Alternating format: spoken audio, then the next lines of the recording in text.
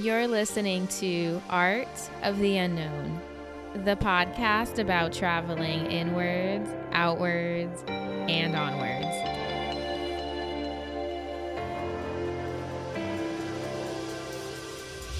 Hello, and welcome to episode numero tres of the podcast. In this episode, I'm going to be talking about some pre-departure thoughts, what that means, and kind of what it feels like. So in this episode, I'm going to be talking about traveling, but I'm kind of talking about long-term traveling, meaning that you depart in a way that you need to make some kind of change, some kind of sacrifice, or some kind of adjustment in your life in order to accommodate your trip.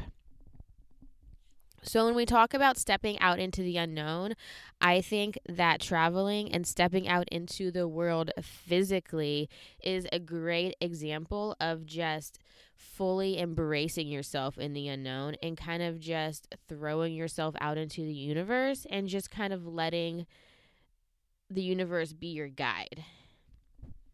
So sometimes the hardest part about traveling, no matter for how long or to where or for whatever other reason, sometimes the hardest part about traveling is making the actual decision to leave. It's not physically packing your bags or stepping out onto a plane. The hardest part can be making the decision in your mind to go. It's making the choice to step out completely into the unknown and be okay with it. Making that decision to leave means that you are giving up your life as it currently is. You're giving up the life that you have right now, no matter how long it took you to build. And it's deciding not to focus on what you're leaving behind or giving up or changing or sacrificing. Instead, it's having the ability to focus on where you're going, but also being able to focus on kind of who you want to be in a sense. Traveling is the perfect example of stepping out into the unknown because it is a physical manifestation of uncertainty.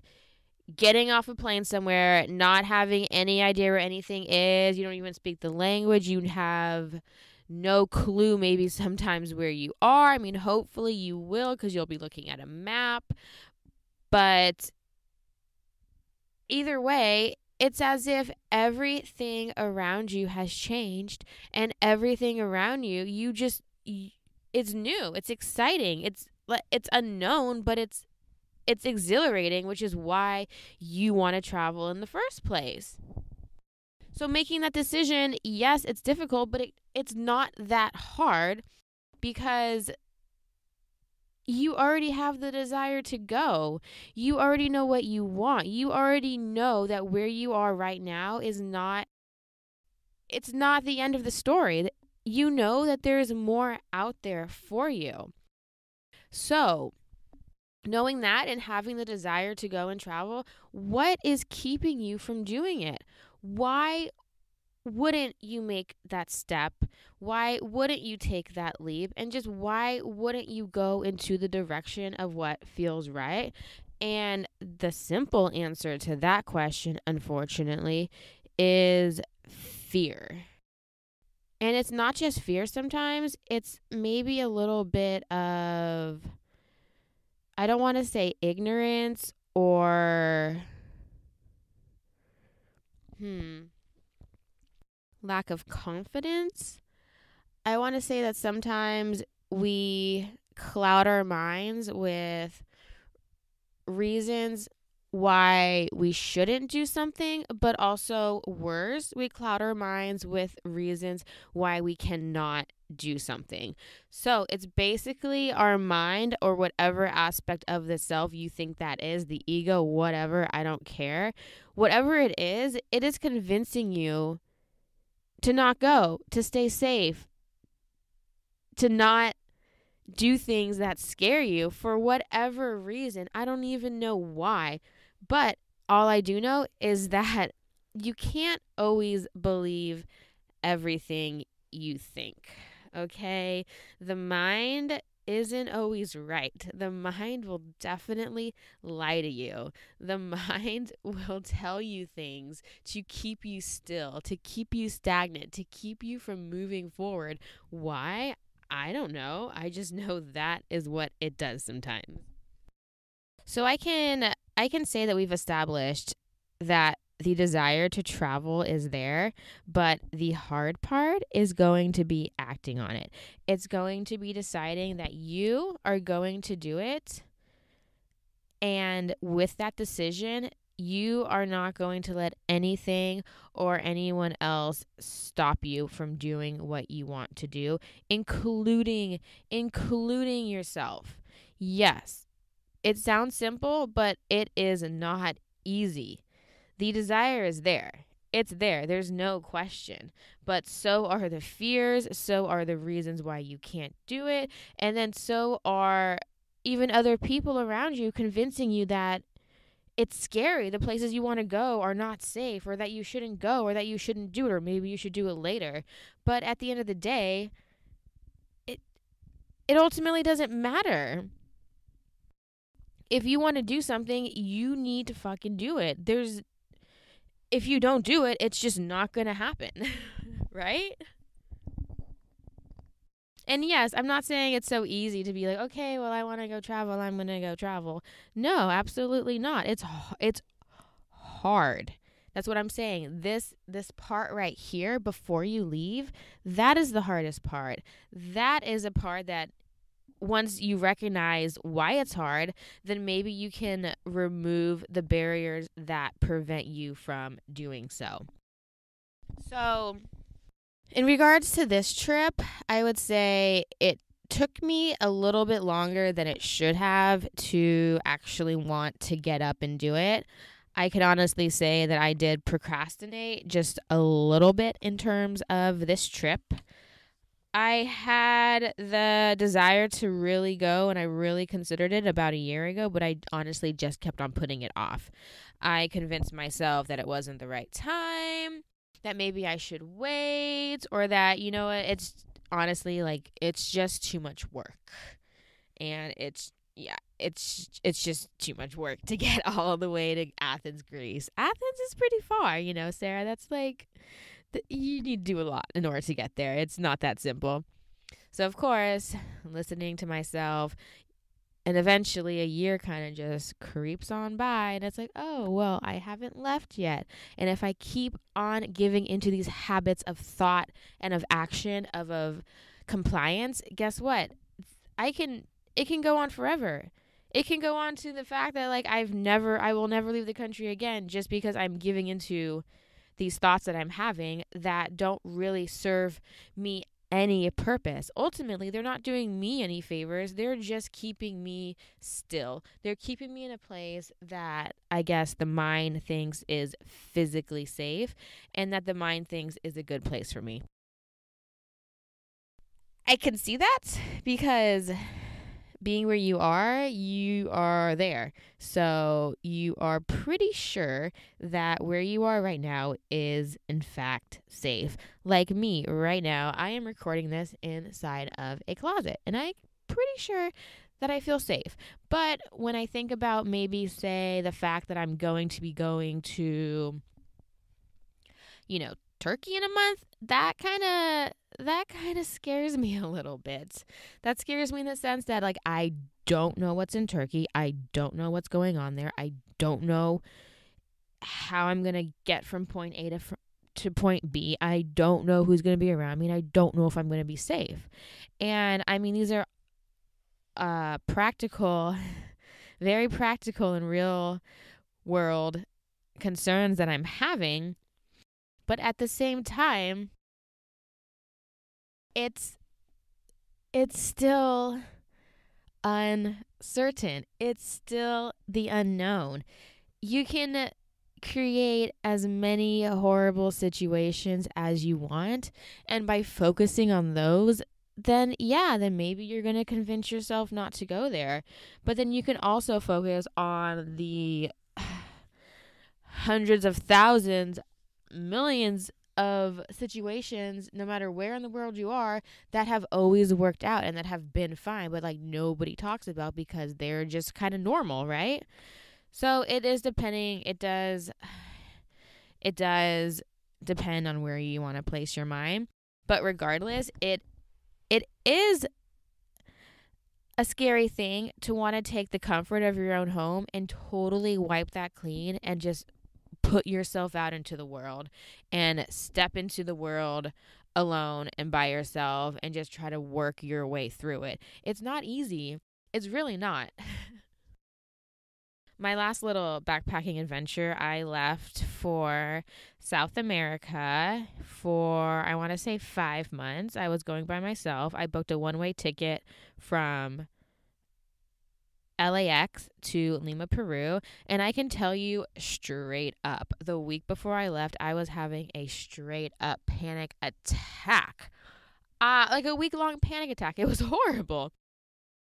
I was like, Sarah, you're crazy. What are you doing? You're going to get robbed. You're going to get killed. Like, you should not be doing this. You're going to a foreign country. You have no idea what you're going to do, even what direction you're going to head once you get there. You know absolutely nobody in that country. And you know what? Yes, I freaked the fuck out the week before. I even considered canceling my trip. But of course, my ego was like, no, Sarah, you can't quit your job and then walk back in a week later after everyone was like, oh my God, bye, have fun. And then come back a week later and be like, oh, I'm not going. I chickened out. Absolutely not. So no, just because I'm stubborn and I guess my ego is too, there was no fucking way I was going to do that. So the only option I had was to get on that plane, no matter how scared I was, no matter how much I didn't want to do it. But in those moments of fear, it didn't even matter because ultimately deep down, I knew that this is what I wanted. And even further deep down, I knew that if I'm so much afraid, if I'm so terrified of this, it means in a way that it's something that I need to do. I've known people that have gone backpacking alone in South America. I've known people that go backpacking all over the world alone. It's nothing new. It was new for me. That's why I was fucking scared. But it wasn't anything that wasn't done before. So that kind of just like, reminded me, okay, Sarah, you can do this. You can definitely do this. It's okay to have that fear, but it is not okay to act on that fear. It is not okay to live in that place of fear. And it is definitely not okay to revolve your life around avoiding fear. Absolutely not. Being afraid is not the problem. Being afraid is completely normal. Excuse me, like you are leaving the country. You are going to a fucking separate part of the world where you know absolutely no one. Like, of course that's scary. That is completely 100%. That is completely fine. You should be scared. If you're not scared, then maybe you're just a little bit crazy. So fear, my darling. Fear is not the problem. The problem is letting the fear control you. The problem is letting the fear make the decisions for you. And the problem is wanting so deeply to do something, but then letting fear stop you. That is the problem. It's not the fear itself. It's the fact that it's stopping you from doing and having and being what you want and what you know you can be. So every time I kind of consider, oh, should I do this? Should I do that? Should I take a backpacking trip? That's totally how I think to myself. I am always reminded of Tracy Chapman's song, Fast Car, where she says, leave tonight or live and die this way. I think that hit me very deeply because it's so incredibly true. Either you are going to do what you want and you're going to fucking leave and you're going to do it right here, right now. No waiting, no excuses. If not now, when, right? Either you're going to do it or you're not. And you're going to live and die this way. You are going to live and die in the exact same spot because you have made the decision not to change and not to push yourself and not to leave and not to grow. I found this to be so inspirational because to me it meant either you are okay with the way that things are, and if so, then you need to be okay with the possibility of them staying that way forever. Or if you're not okay with the way things are, then you need to leave. You need to change. You need to make that decision and start taking action right fucking now. Make that decision and move the fuck on. Okay? Okay? Because if you're not going to do it now, then when? Whenever you feel like getting around to it, whenever the opportunity just so beautifully presents itself to you, which could happen, but at the same time, it's up to you to make the effort to move and make that decision to go. So if you're not going to go and not going to do it, how much longer are you going to put it off for? Months, years, lifetimes? I mean, who knows? That's why when it says leave tonight or live and die this way, usually if you're not going to make the decision now, because the now is, like the little hippies say, now is all we have, which I guess is true because you're only in the now. So if you're not going to make it that decision now, then you're not ever going to make it. Even after you make that decision to go, here comes the ego and fear again. They come creeping back in and try to just kind of keep you from moving forward. Because that all too common question comes up: what will I do when I come back? And this is a question that unfortunately is a very practical question, but I feel like can lead down some very constricting roads. So personally, there was a little internal battle of what I should do. What will I do when I come back? And the question wasn't, when do I leave? The question soon became, how do I leave? Like, how many ties do I actually cut? How many ties are needed for the price of freedom? So the questions that I was kind of grappling with was, well, do I move out of my place? Do I keep it? Where am I going to live when I come back? Am I going to have a job when I come back? There are just so many different questions that needed to be answered. Or do I just say, fuck it?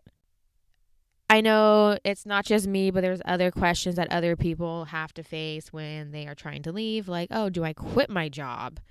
Do I end this relationship? Do I get rid of all of my stuff? Do I sell my car? Do I move here? Do I move there? So yes, these are all very practical questions, and they're questions that need to be answered. But I'm going to tell you how I got through my questions, and I did so because I had the intention of I really wanted to answer these questions without making the decision based on fear. I wanted to answer these questions without playing it safe because, let's say, I'm afraid to let go of something. So yes, I get it. You can be scared. You can question yourself, but that is part of the process. So instead of focusing on the worst case scenario or circumstance that hasn't even happened yet, instead focus on the self-confidence and the strength that you already possess, because you know that's there. Everything else, you don't even know that's there or what's going to happen. It's all different questions. So as long as you have that stability within yourself, baby, it's going to be reflected out into the world, because everything within is reflected without. I guess the question is, by deciding not to go, by deciding not to travel, I guess, is that what you're doing? Are you letting fear hold you back? That is a question you need to answer. And if so, are you okay with it? Because that is the question, and that is what you are going to have to live with. Are you okay with the fact that only you, are you okay with the fact that you prevented yourself from doing something you wanted because you were afraid?